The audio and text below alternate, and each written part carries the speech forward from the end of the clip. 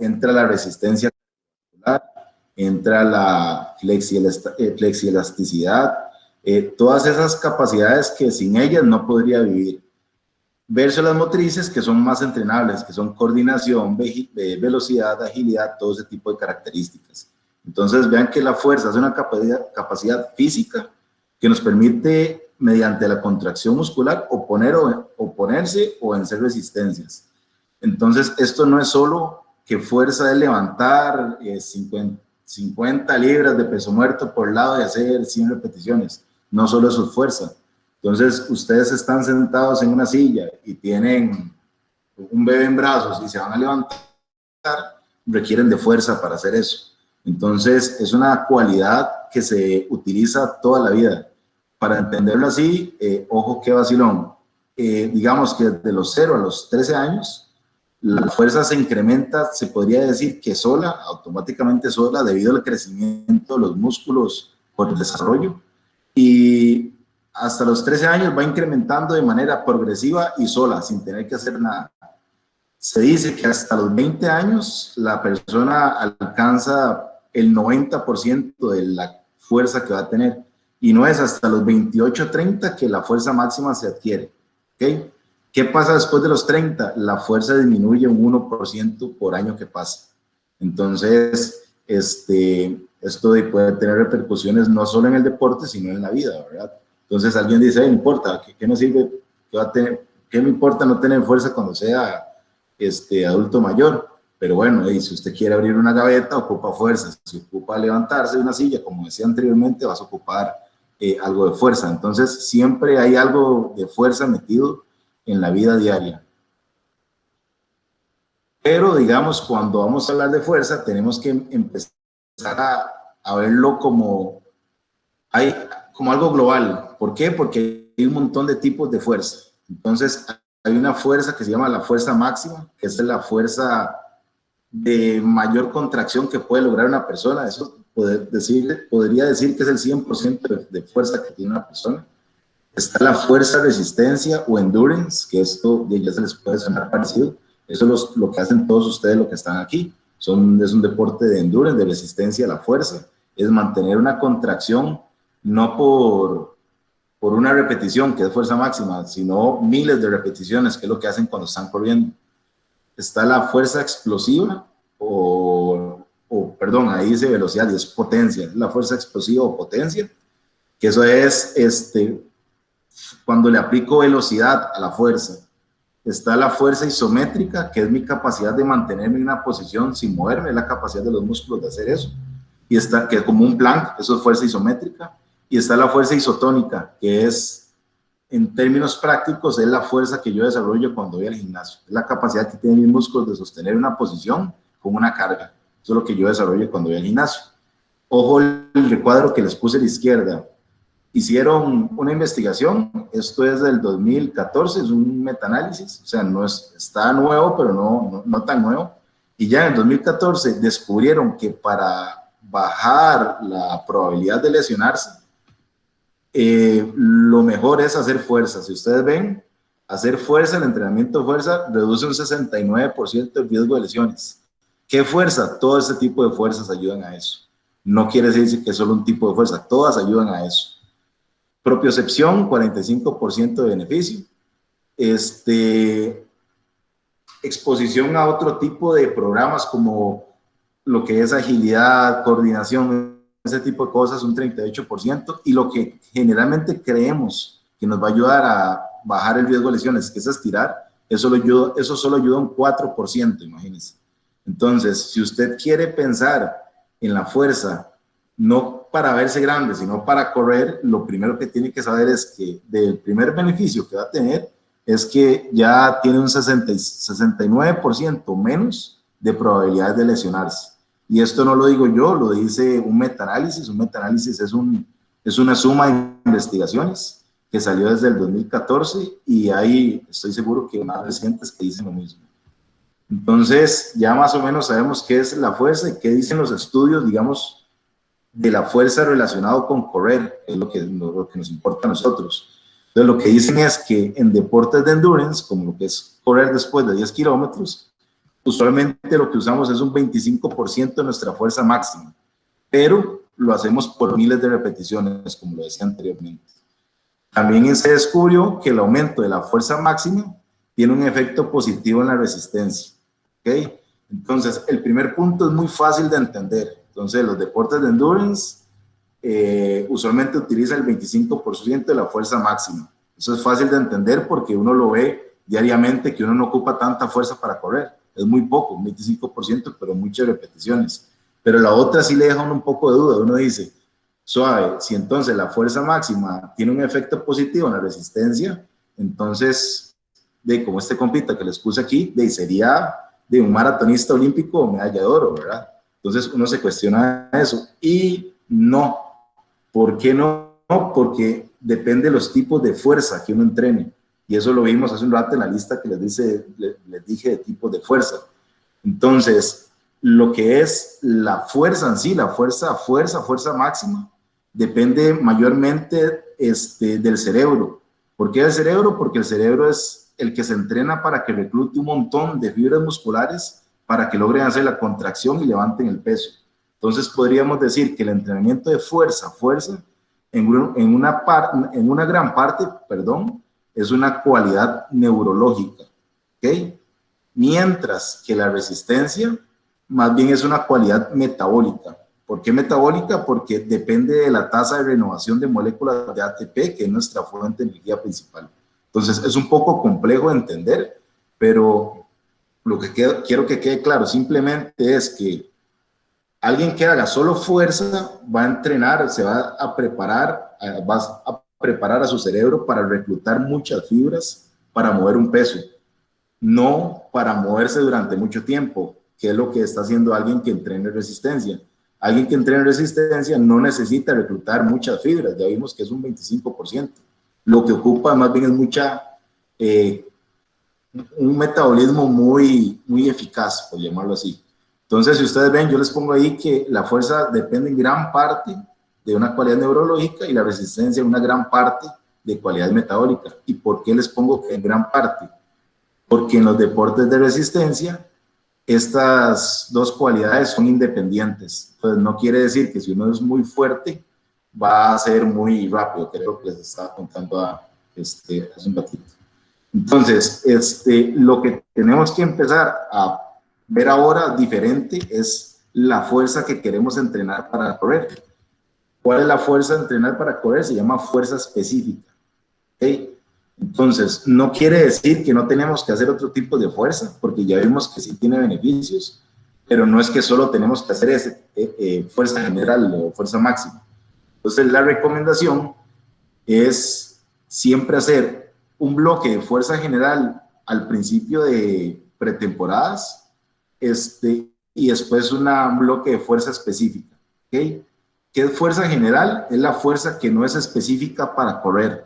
Entonces es cuando ustedes van al gym y no van a hacer ningún ejercicio que se parezca a correr. Un ejemplo, peso muerto no se parece a correr, una sentadilla no se parece a correr, y son ejercicios de fuerza general. ¿Y para qué me sirve esa base general? Para crear una base para el entrenamiento específico, que es lo que sigue después, y obviamente para ir disminuyendo el riesgo de lesiones.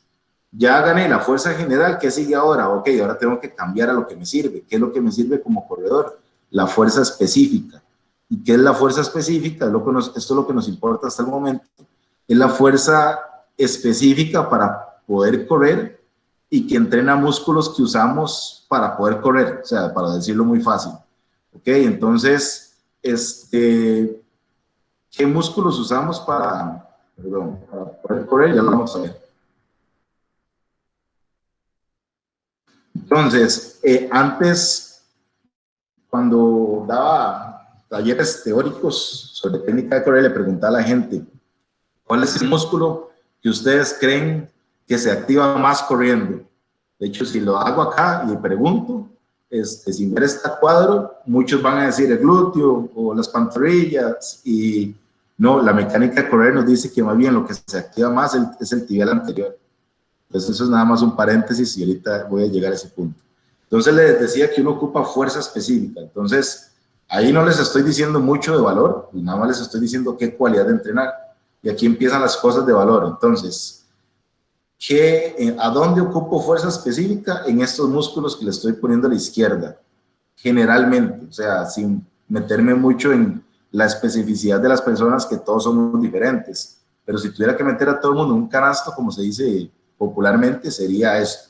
Entonces, estos músculos, ¿por qué? Porque son los que se usan durante la fase de la corrida. Entonces, músculo por músculo.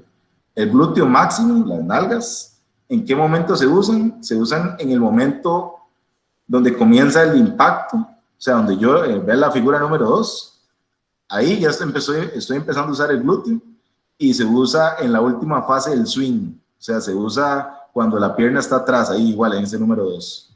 Entonces, ahí, ¿qué es lo que están haciendo los glúteos máximos y medios? Están extendiendo la cadera. O sea, lo que están haciendo todo el rato es extendiendo la cadera.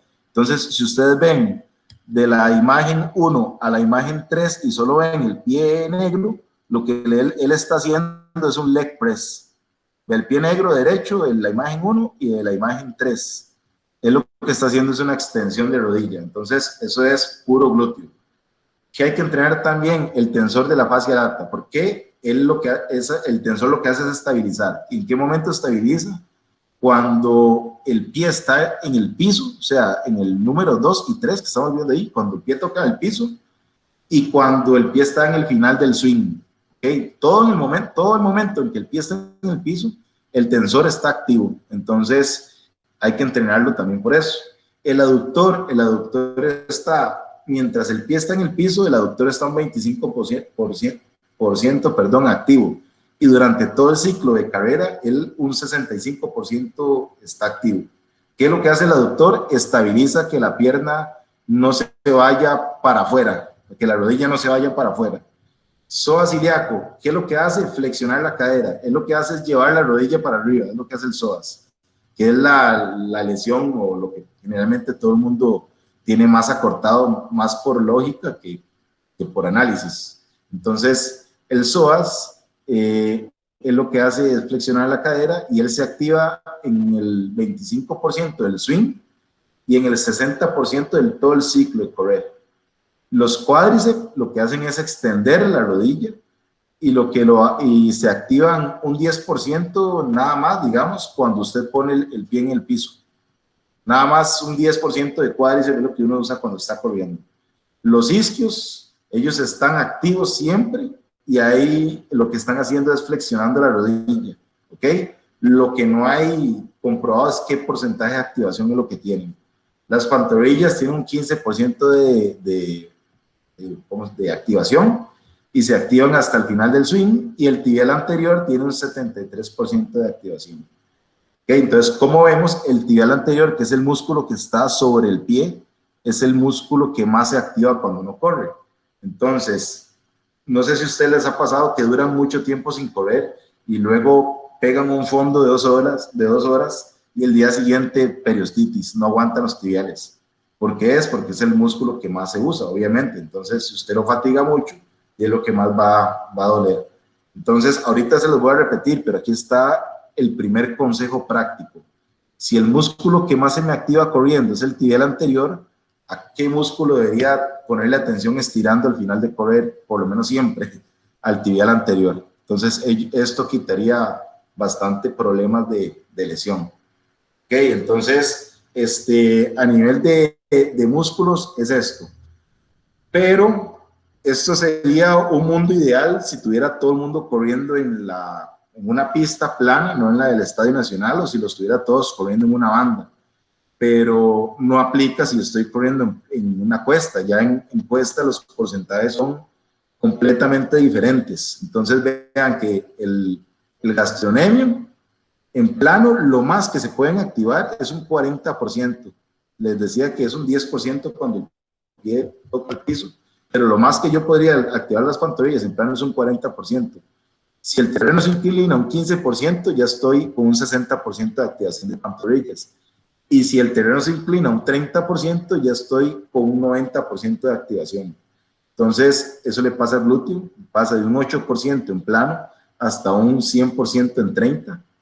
Y los isquios les pasa lo mismo, en plano está más o menos un 18, no está muy bien en plano todavía medido, pero en inclinación sí se sabe que es un 55 a un 73 en 30.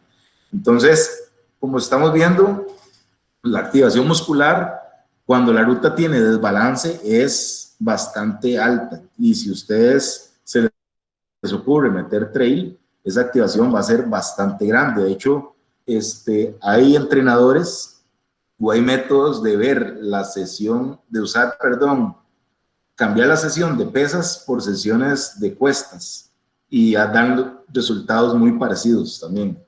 Me estoy disparando en el pie teniendo un gimnasio, pero también da resultados parecidos. Y a nivel de análisis, si empezamos a ver músculos y qué es lo que tienen que hacer, podemos ver a una persona o los 3 tipos de personas o velocidades que uno puede alcanzar corriendo.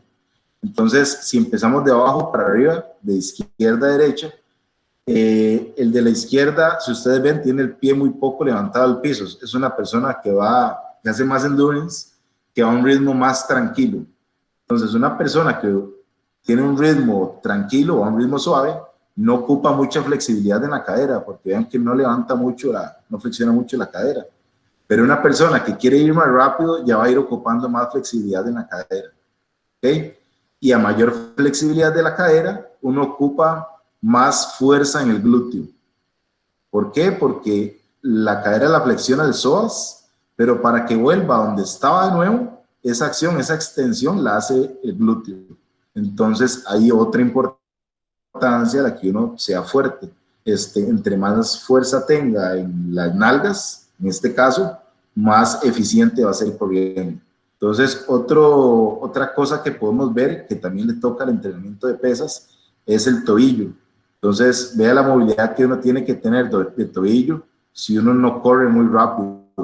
Si uno corre muy rápido, la movilidad de tobillo no importa tanto porque al fin y al cabo el pie no está tanto tiempo en el piso. Pero si uno no tiene mucha movilidad y es principiante, le va a costar más. ¿Por qué hablo de eso? Porque la movilidad del tobillo tiene que ver con la pantorrilla. Entonces, uno también tiene que entrenar la pantorrilla porque aquí, como estamos viendo, para correr se ocupa pantorrilla. Lo otro, si ustedes ven las 3 posiciones, las 3 posiciones requieren de balance. Correr es un movimiento de balance constante, es cambiar de una pierna a la otra y miles de veces. Entonces, se necesita que todos los músculos estabilizadores funcionen bien. Y si nos detuviéramos en esta posición, ¿qué músculos pensaríamos que deben estar fuertes si somos corredores? La cadera. Entonces, ahí todo el peso, la cadera es quien nos está sosteniendo.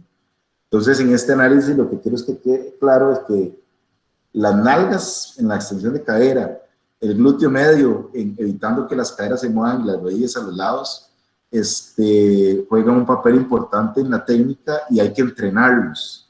O sea, si usted no entrena cosas de glúteo, tiene menos probabilidades que alguien que haga sus mismos tiempos le gane. O sea, está comprobado que corredores élite con tiempos parecidos, la diferencia que hace uno del otro es el entrenamiento de fuerza.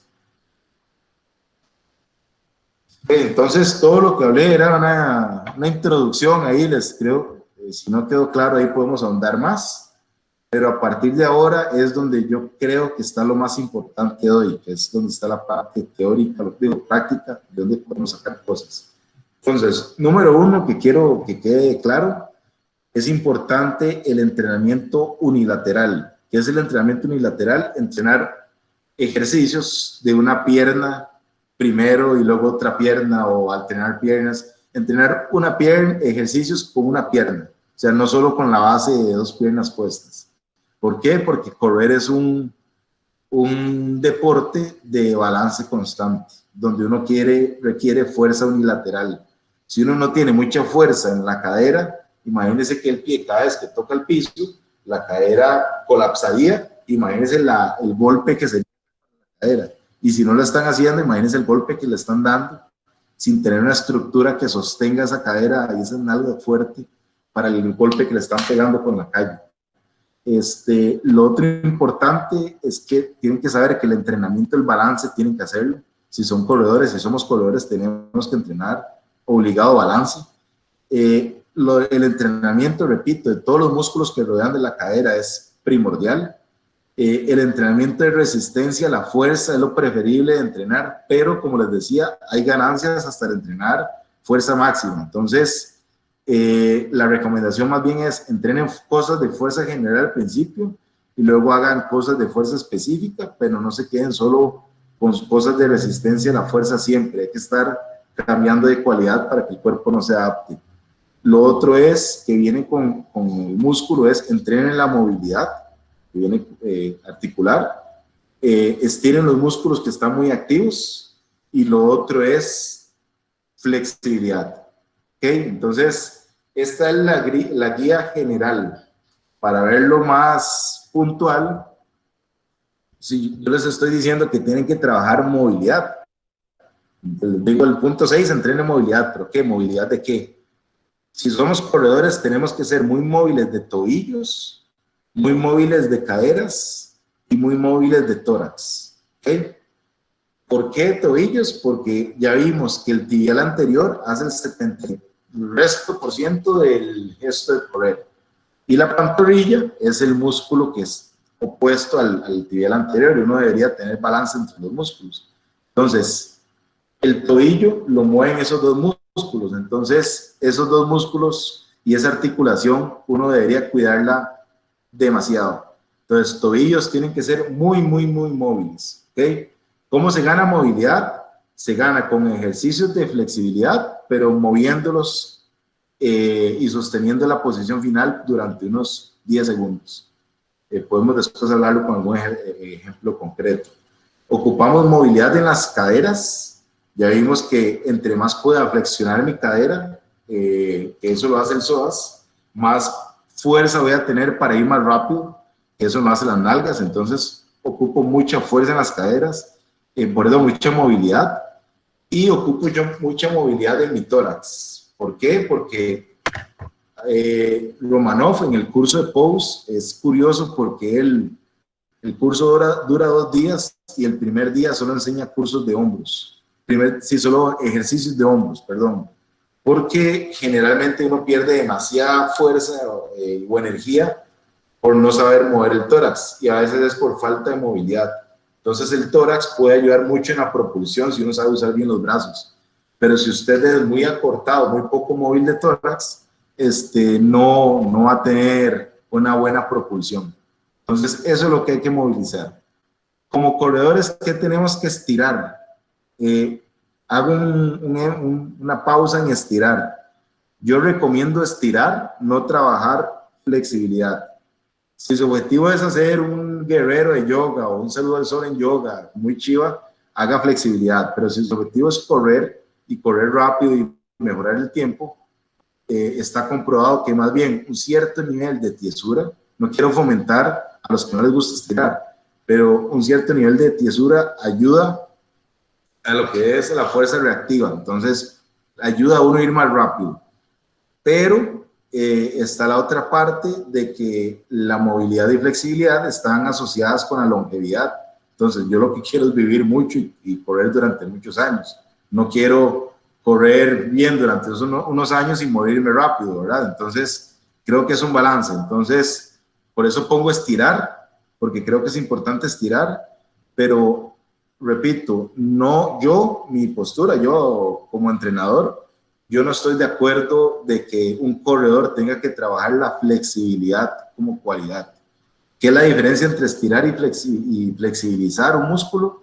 El tiempo que yo dure en la postura. Entonces, si yo quiero estirar las pantorrillas, me quedo 30 segundos en una posición, 45 segundos máximo. Si yo quiero trabajar en la flexibilidad de las pantorrillas, yo debería estar 1 minuto 15, 1 minuto 30 en esa posición para que realmente genere flexibilidad. Entonces, repito, mi recomendación es estirar estos músculos. Pantorrillas, obviamente tibial anterior, ya quedó más que claro por qué. Glúteos, isquios, cuádriceps, aductores, los tensores, poco, porque ellos deben de estar tensos más bien, pero se puede estirar un poco, y el pectoral. ¿Ok? Estos son los 8 músculos, 2, 4, 6, 8 músculos que debería uno como corredor estirar siempre. O sea, y si me dicen, ¿son un montón? No, no son un montón. Le podría dar la lista de todos los músculos que hay y son muchos. Pero estos son los que uno debería sacar tiempo para semanalmente estirar un par de veces a la semana. En fuerza general, ¿qué músculos ocupan?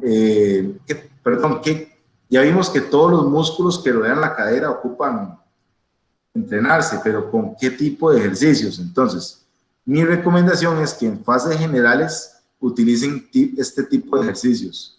Pesos muertos con una pierna, pesos muertos con kettlebell, con barra, con mancuerna, con peso corporal, sentadillas con peso corporal, con kettlebell, con mancuerna, con barra, desplantes búlgaros con peso corporal, puentes, hip thrust, todas las modificaciones de hip thrust con una pierna, alternando, con una liga, con barra, con mancuerna, press de banca para pecho, pull-ups para espalda, push-ups. ¿Okay?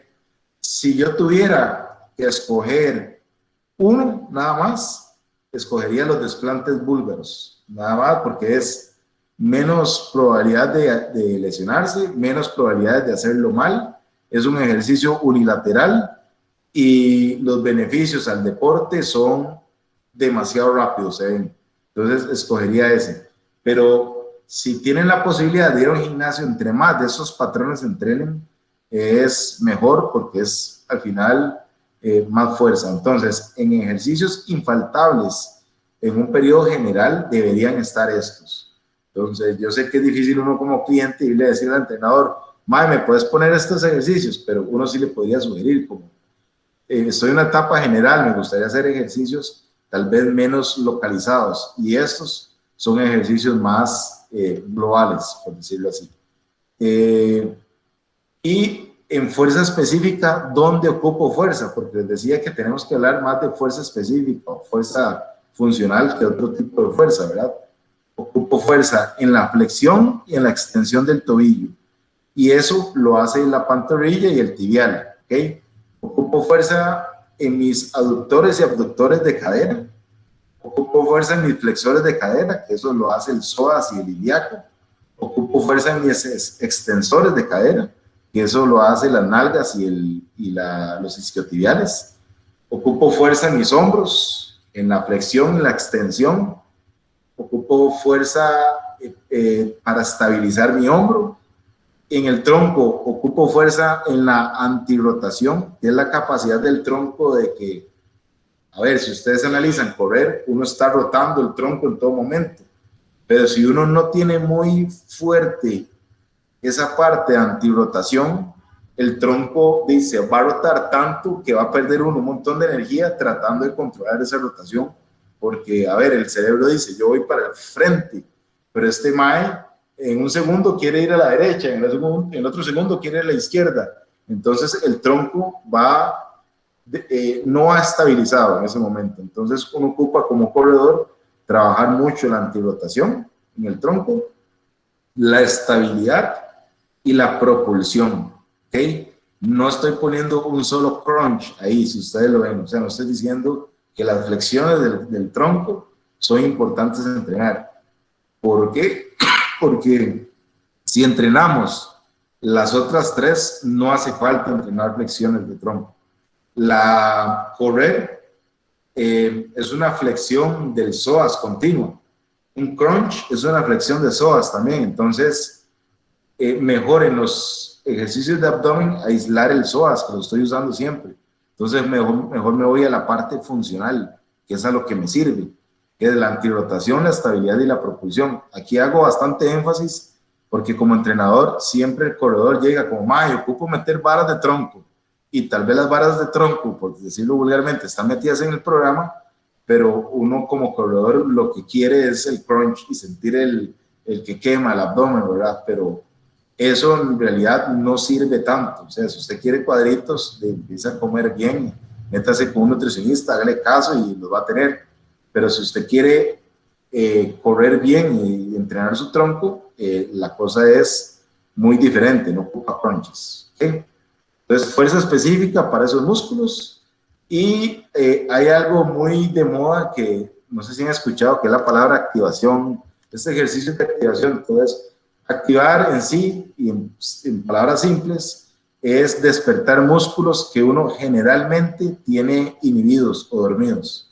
Esos músculos se duermen o inhiben generalmente por posturas que uno adquiere en el día. Digamos, si uno trabaja mucho sentado o maneja mucho sentado, y obviamente va a tener el cuádriceps acortado y el flexor de cadera acortado, ¿verdad? Y va a tener las nalgas dormidas, inhibidas, y los deltoides dormidos también. Entonces, la activación lo que hace es despertar esos músculos que uno tiene dormidos. Entonces, como corredor, ¿qué músculos tiene uno dormidos como corredor? Número uno, los glúteos. Entonces, vean que les decía, correr no activa mucho el glúteo, a menos de que le meta una cuesta, pero en sí no activa mucho nalgas. Entonces, hay que entrenar glúteos. Lo otro, deltoide posterior, o sea, bracear es llevar siempre los brazos hacia el frente. Llevar mucho los brazos hacia el frente es un movimiento que activa y desactiva el pecho cada segundo. Activa, desactiva, activa. Entonces, ese trabajo del pecho es como estar haciendo un montón de push-ups, ¿verdad? Así. Entonces, uno corriendo activa tanto el pectoral que el húmero intrarrota se va hacia adentro, o sea, los hombros se van hacia adentro. Entonces, el deltoide posterior se relaja, o sea, porque se tiene que relajarse para poder dejar que el pecho se haga así. Entonces, está dormido. Entonces, hay que despertarlo, pero eso hay que activarlo también como corredor. El glúteo medio, generalmente les podría decir que en el 80% de los corredores está inhibido, y en el 60%, no más, 90% de la población general está inhibido, perdón, y un 80% de corredores. El glúteo medio lo que hace es estabilizar la rodilla, esa es su acción cuando uno corre, y él lo que hace es que no deja que la rodilla se meta, él no deja que la rodilla se vaya hacia adentro. Y si uno no hace pesas, generalmente eso es un indicio muy fácil de ver, que cuando uno sube gradas o hace sentadillas, las rodillas se meten. Eso es un indicio de glúteo medio dormido o débil. Entonces uno debería también como corredor activarlos también de vez en cuando. Y obviamente el core, uno como corredor nunca lo activa. Uno sabe que es importante, pero no lo activa. Entonces, creo que el core no tiene que verlo muy diferente, uno no tiene que verlo como un músculo estético como corredor, sino tiene que verlo como un músculo funcional. El core es un medio de transferencia de energía entre las piernas y los brazos y las piernas. Entonces, yo lo veo así, como un contacto de energía eléctrica. Entonces, yo tengo una pieza de metal arriba, una pieza de metal abajo, que sería el tórax y las piernas, pero si lo que está en el medio es de plástico, nunca va a haber una buena conexión. Yo ocupo que esa parte del tronco sea también de metal para que exista una buena conexión de arriba a abajo, de abajo a arriba. Y corriendo, uno usa un montón los brazos, uno ocupa transferir demasiada energía a los brazos y los brazos a las piernas. Y uno no sabe todo lo que se desperdicia hasta que uno empieza realmente a entrenar el core y a estabilizar el core. La diferencia se ve bajada cuando uno corre. Entonces, esto es lo primero que les podría decir. Esta presentación igual la van a tener. Desmenuzando a nivel de entrenamiento de fuerza, qué es lo que uno debería hacer y por qué. Para continuar, un segundo. La aplicación, eso lo pregunta mucho, es la frecuencia, el volumen y la intensidad. Entonces, la frecuencia, cuando hablemos de frecuencia, es qué tanta cantidad de sesiones hago yo por semana, cuánto pasa entre una sesión y la otra. A eso le vamos a llamar frecuencia. Volumen en fuerza, al igual que en correr, es el tiempo total en el que uno está entrenando. Y digamos que esa variable, uno como entrenador, uno la puede mover para arriba o para abajo de varias maneras. Una es aumentando la cantidad de series, otra es aumentando la cantidad de ejercicios, es otra forma. otra es aumentando el peso, pero esa tira más a la intensidad. Y la otra variable de la fuerza es la intensidad, que esa sí es relacionada directamente con el peso. Entonces, está comprobado obviamente que cuando yo puedo hacer solo una repetición con X peso, es porque yo estoy a un 100% de mi intensidad. Entonces, prácticos, frecuencia. Ir al gym un día a la semana es el equivalente a ir a jugar fútbol 5 un día a la semana. Eso no sirve para nada, no sirve, no hace nada. ¿Quema calorías? Sí, pero a nivel de beneficios, nada, lo que le va a servir es que quemó las 300 calorías de la galleta del café, pero en sí no va a tener ningún beneficio. Lo recomendable para mí es que se vaya de 2 a 3 días. Ya que 2 no es mucho y 3 es lo recomendado. Y en momentos de pretemporada, lo más que uno debería ir al gym sería 5 días a la semana. Pretemporada, estamos hablando de 4 a 6 semanas al año, ¿ok? O de 10 semanas al año en algunos casos. No hay que abusarse, o sea, no hay que pasar, yo diría que 3 es lo sano y no hay que ser menos 1 porque no estás haciendo nada. ¿Qué pasa si estás yendo mucho tiempo al gym? Quiere decir que estás perdiendo la especificidad de lo que estás haciendo. A ver, el gym es complementario a correr. Entonces, si usted quiere ver beneficios en correr, tenés que correr mucho, no entrenar mucho fuerza. La fuerza es un complemento. Entonces, ahí le diría que no va a haber beneficios corriendo porque no le está dando tiempo al cuerpo a que recupere y estás perdiendo la especificidad del objetivo que sería correr. En intensidad le decía que está relacionada con el peso. Entonces, si uno hace una rep con X peso, si uno solo puede hacer una rep, quiere decir que eso es el 100% de intensidad de uno en X ejercicio. Lo ideal en corredores es andar entre el 75 y el 90% de intensidad en las sesiones. Eso va a depender en qué momento de la temporada esté y todo eso. Pero, ¿qué quiero decir con esto? Que en repeticiones podría decir que deberíamos andar entre 10 repeticiones y 4 repeticiones. Eso es como un ideal, es lo que yo sugiero. Obviamente, uno a veces se sale, si está trabajando resistencia, uno baja 15 repeticiones porque uno no quiere entrar a un porcentaje tan alto. Pero si usted, este ideal quiere decir que si ustedes se entrenan solos o tienden a hacer cosas solos, en repeticiones, lo más sano es que se pongan 10 repeticiones si tienen peso. Si están entrenando con un entrenador que les pueda ayudar, en repeticiones máximas podrían llegar a 4. Si van a un CrossFit y en CrossFit hacen trabajos de fuerza, le diría al coach o a ustedes mismos que no pasen más de 4 reps. O sea, que cuando tengan días de RM, no hagan 3 repeticiones una, sino que siempre se queden en 4. Entonces, esto es, ¿por qué? Por fuerza funcional. Recuerden, uno usa un 25% de fuerza de esto. Entonces, uno no ocupa generar tanto a menos de que vaya a hacerse levantador olímpico, ¿verdad? Y en volumen, les decía que volumen es la cantidad total de trabajo o el tiempo total. Lo recomendable para mí es hacer de 4 a 6 ejercicios por grupo muscular. De hecho, en principiantes, 3 ejercicios podrían empezar y en series de 3 a 4 series. Entonces, ¿qué quiere decir esto en español? Principiantes pueden hacer de 3, pongámosle que 3 ejercicios de pierna, 3 hasta 3 de pecho, hasta 3 de bíceps. Eso es lo que les estoy queriendo decir. Otra pregunta que generalmente hace es cómo combinar correr y las pesas.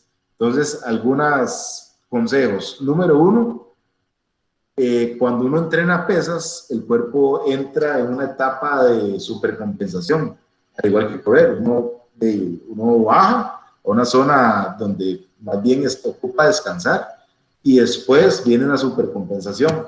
Si uno no descansa mucho entre ambas sesiones, nunca se va a dar esa supercompensación. Entonces el cuerpo siempre va a andar cansado. Entonces, Número 1, el día de descanso que el coach de carrera marca como día de descanso es día de descanso, no es día de pesas, ¿ok?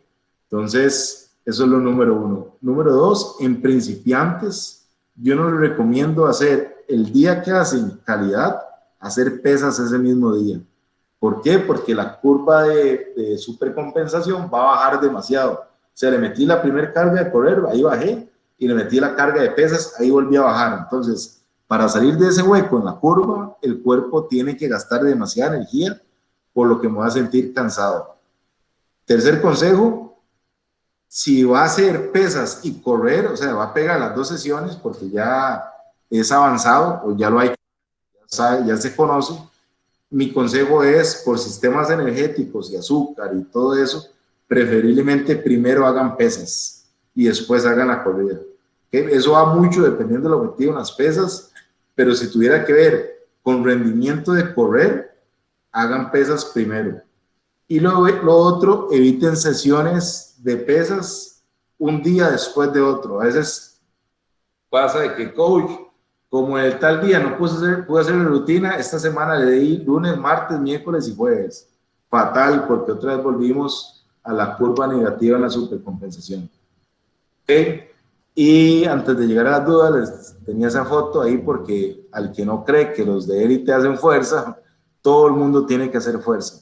Las diferencias cuando uno está más bien arriba se van haciendo más grandes, las diferencias en el entrenar. Entonces, si está comprobado que hacer fuerza funciona y sos élite, tenés que hacer fuerza porque eso es un peldaño más o un poquito de ventaja más que tenés con alguien que sabes que te viene bajando los talones. Entonces, en resumen, hay que hacer fuerza número 1 por longevidad y entrenar los músculos primero por longevidad. Luego hay que entrenar resistencia a la fuerza, mucho, pues si uno quiere durar mucho como corredor.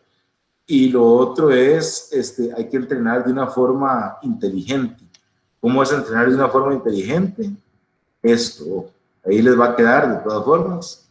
Es saber qué tengo que movilizar, qué tengo que estirar, a qué tengo que entrenarle fuerza general, dónde tengo que entrenar fuerza específica, qué tengo que activar. Entonces, eso es, digamos, como que termino. Y no sé si hay alguna duda. Gracias, Ariel. Te había pasado por medio Sí. del chat unas dudas que tenían algunos de los atletas. ¿Los tenés ahí? Sí, algunas ya las contesté aquí dentro, pero igual las voy a repetir. Entonces, la primera dice, ¿cuándo es demasiado? Entonces, ¿cuándo es demasiado? Creo que es cuando empezás a perder la especificidad del deporte. Sí, ok, entonces yo para correr necesito 4 días, para entrenar pesas ocupo 2 días, pero ya cuando estoy metiéndole más días a las pesas que a correr, ya ahí eso es demasiado. Entonces, yo diría que más de 4 veces ya es demasiado. Ocupamos 2, 3 sesiones. Yo le ayudé a César, a César Lizano muchos años a entrenar, y con César hacíamos 2 sesiones, y con 2 sesiones, la verdad, siempre vimos muy buenos resultados. Le ayuda actualmente a corredores de montaña con los que hemos hecho 2 sesiones durante años y les ha dado buenos resultados, porque si se le meten más sesiones es perderle tiempo a la carrera o a cosas que uno podría mejorar con la carrera. Entonces, a veces tiene que ver y no tiene que ver, pero una anécdota, a veces me pasaba con entrenadores que me decían, yo llegaba y evaluaba a César, entonces César en la prueba de sentadilla, que es una prueba de movilidad, salía fatal, ¿verdad? De hecho se la hago actualmente, creo, y va a salir parecido. Entonces, la gente me decía, Mae, ¿por qué no le trabajas la movilidad a César para que pueda llegar a hacer una sentadilla bien? Entonces la respuesta es, Mae, porque es una pérdida de tiempo. ¿Cómo una pérdida de tiempo? Vea, este Mae tiene 2 horas dedicadas a entrenar fuerza, tiene cosas de labores diarias, cosas como papá, cosas como atleta. Yo no puedo gastar los 45 minutos que él viene aquí, ahora que viene, en agarrar 45 minutos en cambiarle la sentadilla, solo porque mi ego de entrenador me dice que el mae tiene que hacer una sentadilla perfecta. ¿Qué debería hacer? Le cambio el ejercicio y que haga un desplante búlgaro y listo, ¿verdad? Entonces, a ver, no es que quiero decir que uno tiene que ser dejado con la técnica, sino que como corredor, uno tiene que dominar, ser maestro de lo básico y nada más. No tiene que trabajar muy específico. Entonces, la respuesta de cuándo es demasiado es cuando ya le estás dedicando más tiempo al gym que a la corrida, y cuando ya el objetivo, ya uno siente que va cambiando. Entonces, demasiado nunca es demasiado. Diría que es demasiado para la carga sumada con la corrida. Luego, ¿cuál es la otra pregunta? ¿Cuáles son los ejercicios más importantes para el corredor? Entonces, ahí yo me iría acá. Los ejercicios más importantes para el corredor, primero va a depender de la persona, pero si tuviera que hacer un promedio, diría que los pesos muertos y las modificaciones, los desplantes búlgaros, los hip thrusts, los puentes, diría que esos son los ejercicios más importantes para el corredor. Si tuviera que escoger 3, desplantes búlgaros, el hip thrust, que es bastante seguro, y el peso muerto, tal vez con las 2 piernas, podría escoger ese. Entonces, eso diría que serían los más importantes, aunque repito, el ejercicio depende, que uno escoja, depende de la individualidad de la persona. La otra pregunta decía que cuántas sesiones son recomendadas por semana. Entonces, en sesiones recomendadas les decía que yo recomiendo, repito, 2 a 3. Entonces, es como de lo mismo. ¿Cuántas sesiones a la semana son recomendadas? En la misma. ¿Cuántas veces se debe hacer el trabajo de fuerza? Es la misma. La otra es cuál es la frecuencia semanal, es conveniente, es la misma, pero es otra. Es como la misma pregunta, casi todas. Luego, ¿cómo se debe organizar el entrenamiento de fuerza? Es una muy buena pregunta. Un buen entrenamiento de fuerza debería tener todas estas partes que yo puse aquí. Entonces, un entrenamiento de fuerza debería tener algo de movilidad, debería tener algo de fuerza general, debería tener cosas de fuerza específica, debería tener cosas de activación. En orden de ejercicios, para tal vez hacer un ejemplo claro y sencillo, y voy a poner ejercicios muy simples. Un programa para un corredor, digamos, sería algo así. Hacer movilidad, después de hacer movilidad en fuerza, sería hacer desplantes búlgaros. Después de hacer desplantes búlgaros, hacer elevaciones pélvicas o hip thrust. Después de hacer elevaciones pélvicas o hip thrust, hacer desplantes. Y después de hacer desplantes, hacer una sentadilla isométrica. Entonces, ya ahí metimos 4 ejercicios. Estoy cumpliendo con lo que le dije hace un rato del volumen. Y estoy cumpliendo con meterle diferentes tipos de fuerza. Le estoy metiendo un ejercicio de fuerza isométrica. Después de eso, podría hacer algo de tren superior, algo de brazos. Y un ejemplo, push-ups, hombros y algo de bíceps, y al final podría ser algo de core. ¿Okay? Ese podría ser el programa de un corredor. Pero como les digo, aquí estoy bateando mucho porque el programa depende mucho de las necesidades de la persona. Pero en orden, generalmente los programas se ordenan por energía. Entonces, siempre se ponen los ejercicios que uno requiere más energía para hacer, o el sistema nervioso requiere más balance para hacer. Entonces, eso es lo que se pone primero, y después uno pone los músculos secundarios de la sesión. Más o menos así es como uno debería ordenar la sesión de entrenamiento. Lo otro es la intensidad que uno le tiene que meter. Entonces, les decía que la intensidad va a depender de la fase de entrenamiento, pero la intensidad va, yo diría que no pasar de 15 repeticiones, que eso es como un 60%, como un 60 o 90% es como el rango de intensidad. en la que uno como corredor debería manejarse.